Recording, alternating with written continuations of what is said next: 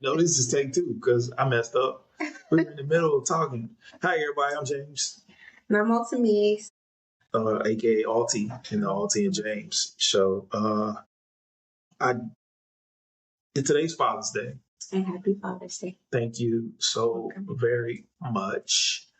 I didn't really have like anything pressing that I wanted to share with the people. I did want to say thank you. I wanted to tell you thank you. Thank you for two things. Thank you for honoring my wishes, right?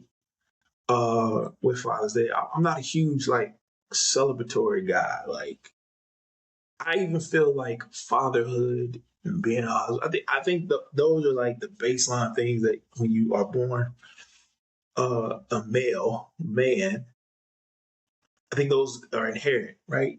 To be one of those. Um, Whether you take on that responsibility or not, I think it's the individual, their choices, right? But I just think like the natural order of things, you know, um, is if you create something, you take care of it, right? Like fatherhood, you created a being, you take care of a being, right? And everybody don't have that in them to do, but I think every male has that in them innately to have natural, right? Natural, how God created men and why are men to be.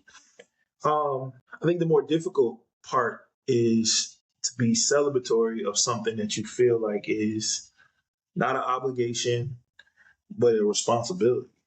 You know what I mean? Like it's hard to celebrate responsibility for me. Hmm. Because I would have it no other way. Like there, I don't know the opposite of not taking care of Deuce. I don't know the opposite of not taking care of Izzy.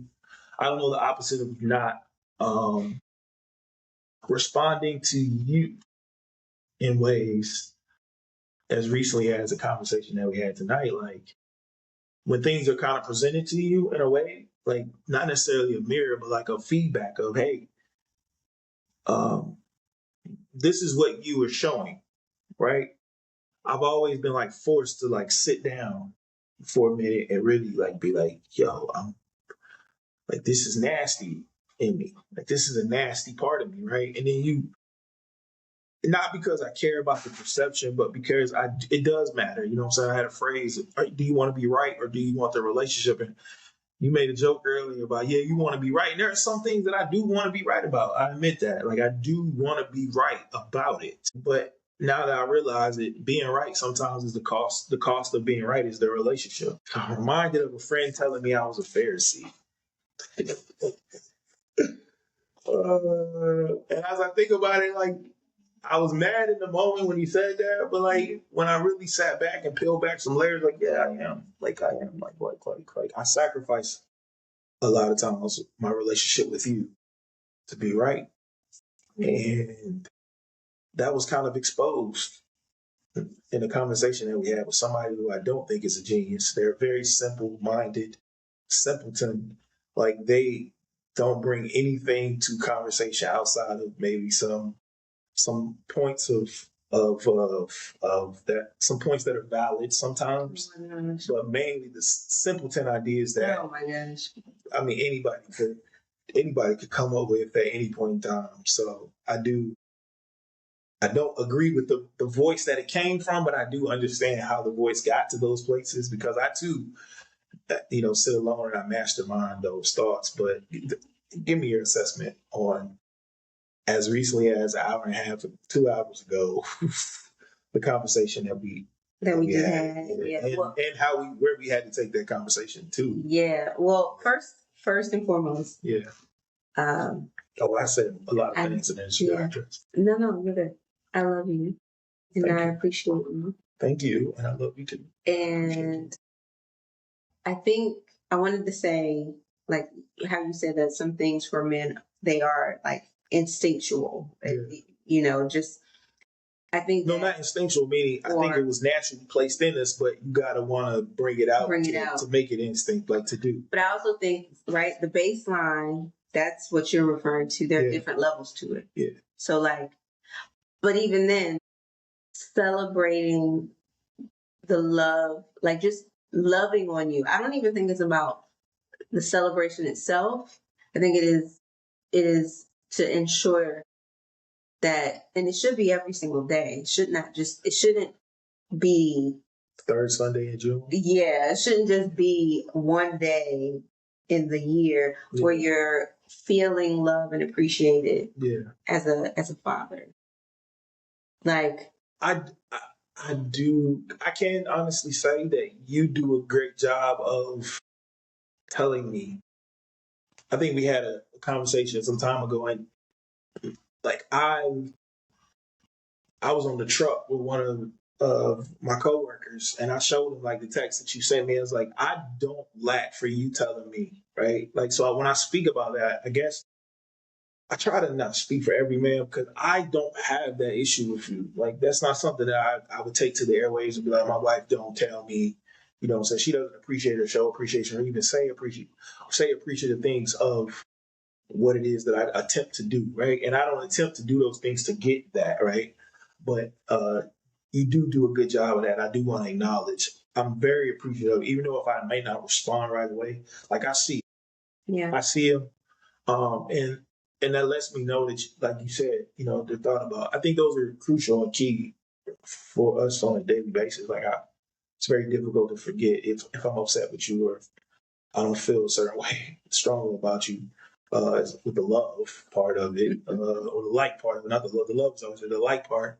You do let me know, like, hey, I'm thinking about you. Thank you so much for your sacrifice. Like, you do tell me those things, so I'm appreciative of that. Yeah, but I think it's okay to have a moment where people are intentionally acknowledging your love and intentionally pouring into you. I think also as givers, it's hard to receive that because you are typically the one giving out. So when it's time for someone to give back into you, it feels very foreign. Yeah, or the need to give back, because I honestly, babe, I don't do stuff to get like a reward later or whatever. You know what I'm saying? Like, I don't honestly do it to get the accolades. I just simply do it because there's a need that needs to be met, and I want to fill that need or fill that solution or be that problem solver for somebody, so that way they can make their life easier. Yeah. And I just go on to do that next thing. So I don't necessarily, and I know I need it. I know I need it, but I'm oblivious to the fact that my fill up tank may be, draining. Depleted. Yeah. I'm that's a good thank you for giving me a better word. Thank you. Mm-hmm. And I think sometimes when it's depleted, and I can say this because I have done this. But it shows for you though. Does it show for me? Yeah. In what way? How does it show? Irritability. Oh, okay. Like, but isn't that every day? But you tell me I'm always irritated. So, because I think sometimes. So I'm always empty. I think but that's because, like, and that's what I said, I can relate to this as someone who, to your point, I'm not looking for it back. I just want to give it to you. When it's given back, it's like, I don't need that. What kind of a place of like wanting to push it away. Like, no thanks. I'm good. I got stuff to do. Mm-hmm. I got people to help. I have things to, when in reality, if you just sit with it for a moment, allow that love to come in, it could be the place where you can release and just kind of be for a minute, because doing and being are different. Mm-hmm. So today was just for you to be. So if I had a theme for what the next portion of my emotional life, my emotional evolution, is practicing the muscle of sitting with it and sitting with you. I think sitting with it, whatever that it is, and then the most poignant thing is sitting with you. Intentionally practicing sitting with you in whatever emotional, psychological place you need me to be. But I think for me to do that, it's got to start with something that I'm very good at, which is asking the question of, how do you want me to show up in this particular moment with whatever you're bringing to me and not? I'm going to have to block off the problem solver in me. Yeah. The project manager in me has to almost be told to go on vacation, like do a shutdown, give this muscle some time to work, because my wife doesn't feel safe with me. Like, she doesn't. And it comes up in conversations. Maybe it probably has come to me, and I've been there's been a void in her telling me, but in light of some recent conversations, my wife doesn't feel safe with me. And let me also just say that's not physically. Like okay, yeah. Whoa. Safe is emotionally. Yeah, thank you. I appreciate that. I did say that, right? This police show up at the door. No. Safe emotionally with me, and that's why I was leading all this to say that emotionally, my wife doesn't feel safe with me, and that bothers me. That bothers me, that concerns me. And the only reason why that bothers me and concerns me, because that is another place of opposition towards the long-term health of our marriage. And I'm very much concerned or I want to be a champion for health of our marriage long term. And yeah, so I would say we've had this on actually earlier. I think now is probably more poignant. Husbands, what does it mean when your wife needs a safe place? That's not dealing with physical security. What does it mean when your spouse, significant other, your family members are telling you, I don't feel emotionally safe around you to be myself, share, be vulnerable? That's a place that I think everybody needs. And the main reason why is because I pride myself on being somebody who follows Jesus Christ. And as I studied Jesus, he was a safe place for people. He's always been a safe place for people. He's always been a safe place for people. And if I can't be a safe place to the number one person who knows my nastiness, then how can I in turn be a safe place to an athlete, to my head coach, to my assistant coach and colleagues, to my friends? Like, I just can't. And so, tonight's topic for me is just this season that I'm in is just learning how to sit. Yeah, I will also say, and I was so glad don't say his name. I'm not. Okay. But I'm so glad. I was actually going to say I was so glad you were open to listening, and it wasn't immediately based off of the topic of conversation. Like, oh, here we go again. I put the wall up. Like, the wall up. Yeah. I'm so glad. Like, thank you for being open to hearing it and then sitting and assessing it, because there were ways that it was explained that I don't think I had the language for. So I don't think. Let's not give credit to the person who put language to it. It's just not. But it was. But do any credit. Yeah, but that's it. So oftentimes, and I'm realizing. So I am an empath. Mm-hmm. I understand empathy. What is that? So empath means like legit, and this actually has happened. Okay. Where I can feel someone else's stuff. Mm-hmm. Sometimes the emotion you are getting isn't mine. Mm-hmm. I had a conversation with somebody earlier and they are going through whatever, and I'm feeling what they're feeling and it's coming out through me. So there's sometimes it's not even, so I'm really, I have to protect that because I'm really I'm open, just like how we were talking about that music video of "I Miss You," and I remember it. I would watch it and I would literally be bawling. I would be in tears because I would feel the pain, even though it was a music video. I would feel the pain of him losing his wife. So in that, how do I decipher if not, then let me know. How do I decipher, or is there a separation of? Again, I just answered the question. I just have to sit. Like there is nothing that I should ask outside of how would you want me to show up with this information? Yeah. And then you can tell me, and then I can proceed based upon how you tell me, not based upon what I think, not diagnosing a prescription. Yeah. To solve something. Yeah. Because that's what I do. When you talk to me, I'm more diagnosing what the problem is. And then I go into the back and be like, yo, I'm going to find a prescription to fix that problem. so I can send you away, Yeah. and not have to. Which is why the pattern thing for me is like sometimes like wow.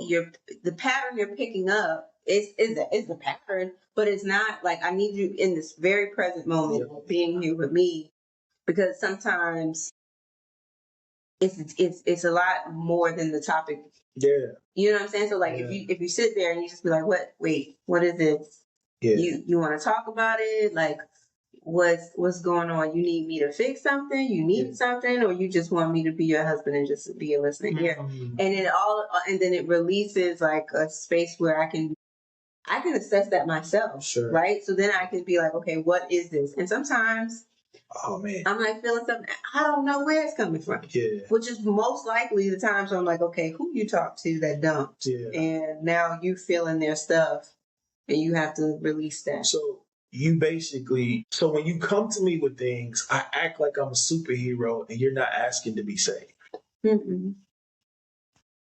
But I have a superhero complex to where I feel like I always got to swoop down and fix the problem and solve it or fight the enemy. And it's like, oh, no. I just want you. Mm. I have a tough time with being me.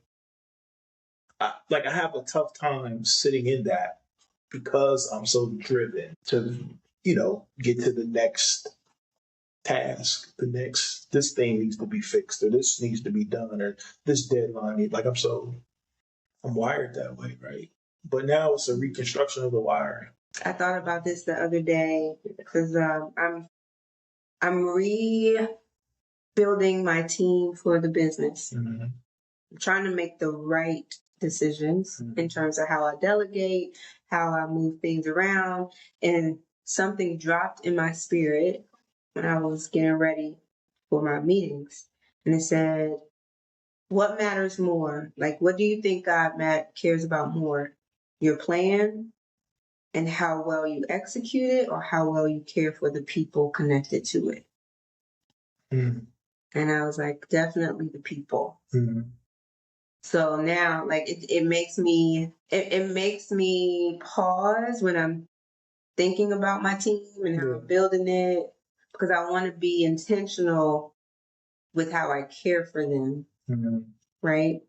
So I'm sharing with you because that maybe it applies here too. Because yes, the plan is the plan. God loves the plan. He gives you the vision, right? But in that, how you care for us, how you care for Ducey, how you care for Izzy, how you care for me.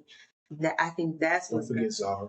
And Zara, you take very good care of her. I try. That's why our dog is bougie. She's not bougie. She is. She's very particular. She won't eat everything. She has a taste for things. She wants Dad to cook for her. She does. So yes. But that's it. Yeah. And it was refreshing. It literally, and I don't know if you can tell the difference. I tell the difference. Okay. It was like something lifted for me. When what? When I realized it clicked for you. Oh. Well, in the conversation. Yeah, we'll see, because I got to put the work in. Yeah. I don't want to just be like, I don't want to acknowledge. I want to engage in this. I'm God has a funny way of tomorrow something's not happening. I get an opportunity. God does that. That's how that works. But I don't know. Ultimately, there's still again. So for me, I'm very practical. I'm very, very practical, and I'm very logical. Yeah. How do I remove those barriers to unlogical emotions? Illogical, one of those two. Illogical emotions. How do I move those barriers out of the way so that way I can move past empathy, right? Because my logic stops at empathy. Yeah. And move to a word that I just created, atonement. He didn't. Anyway, if he would, I doubt he gets to this part, and he doesn't. If it's not his own thoughts, he doesn't listen past to me. But no. Again, what was presented to me was I have empathy. I stop at empathy. I don't move empathy out of the way. Remove empathy and place attunement, not atonement, but attunement, which is getting in alignment, you know, with you because you're simply asking me to connect. Yeah. And that's been there all along. I think I've ignored that probably more. I think I've ignored that for a whole year as we're coming up on a year of our strengths finders, right? And connectivity is one of your top strength finders, strengths. And I've probably been ignoring that more than anything else, not not consciously, Right. subconsciously ignoring how important it is. Probably is more important for you to connect than it is for you to be anything else, right? And it's like I miss that. I miss that every time. Like I probably skip over past that to the more logical strengths that you have to try to appease to those, but that's I think your core strength is connectivity. If I connect with you, then all those other things kind of just fall in line. And so I'm learning. I'm learning. Yeah, grace because we've had some rocky patches this year and some change. We've had some very very spots to where the enemy could have taken us apart. And I'm grateful for grace. I'm grateful for the opportunity to have the community that I have around me to be able to, point because it was pointed out to me that I do these things with my friends, but I don't do these things with my the bestie friends, which is you, right? And yeah, so my goal is to put it into practice. That's my goal, and so we'll be tracking. We'll be tracking because I got some announcement coming in next 2 or 3 weeks. So hopefully, it's probably started with the writing of that more than anything. I think that's where his feedback came from too. You remember that? Yeah. So I think it's a good place to. So, fellas, spouses, ladies, wives, significant others, because we don't want to we want to speak to people who are in relationship. If you're in a relationship, find the way that your spouse feels the safest and see if you can unlock a part of them that they may have never given to anybody else, that they're longing for the person that they want to connect with the most. So if you have some tips, some clues for me, some tips, some clues. If you have some tips, some pointers, some feedback for me as I journey with this, with Ultimies, please share them. Share me and share some ways that I can sit with Ultimies. And I'm gonna add this. No, I mean that. Like if somebody gave me the example of like a fire pit and just holding their hand. Like if there are creative ways. And I'm gonna share this too, right? Because that actually plays into the practicality of your thoughts. Yeah, I'm gonna go there regardless. Well, yeah. But I would also say, sometimes the answers are in plain sight. Mm-hmm. So, hearing you with one of your closest friends, I learned a lot. Which shall be nameless. I learned a lot about you through just listening to y'all engagement, right? So I then see how he engages with you and how you respond, right? Which then helps me to assess like, oh, okay.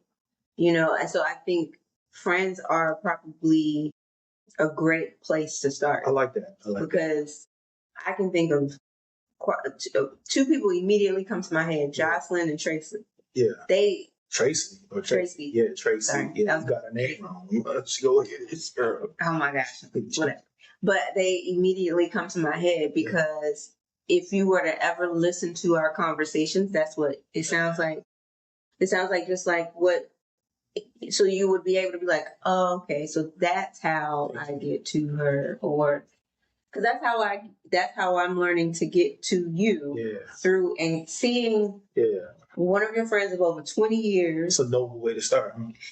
Yeah. That's a great one. So like seeing y'all engaged and hearing you guys, and it helps me to understand you. Thank you. Thank you for giving me a noble way to start. I'll start at the most noblest place. Oh my gosh. That I could find. Listen, we love you.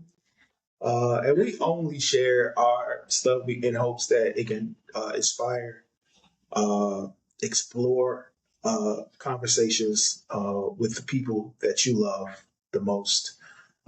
Again, as I move into this season of my life, the number one question that I'm asking with my wife is, do I want to be right or do I want the relationship? And if I want to be right, I risk the relationship. And for my wife, that ain't going to connect us. Because me being right don't mean nothing. Also, it don't mean nothing at all. So we love you. We honor you guys, and we hope that you have a great rest of your week. Until you see us again. Bye. Peace.